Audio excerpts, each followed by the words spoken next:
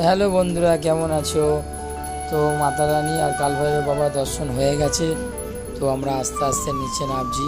দাদা বৌদি দুই বাচ্চা ছোটো ভাই ওইদিকে আছে। তো আমাদের দর্শন খুব সুন্দরভাবে হয়েছে। আমরা দর্শন করেছি মন ভরে। আমরা আস্তে আস্তে নিচের দিকে এগিয়ে আসছি। তোমরা দেখো, আবার যদি মায়ের কৃপা থাকে তো আমরা আবার নিশ্চয়ই আসবো। জোরসে বলো জয় মাতা দি।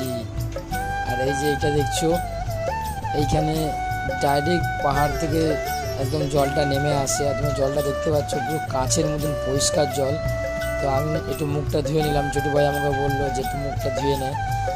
একদম ফ্রেশ, একদম পরিষ্কার জল। কত সবাই চান করছে, পুরো পরিষ্কার ডাইরেক্ট পাহাড় থেকে নেমে আসছে জলটা, পুরো পরিষ্কার কাঁচের মতন জল।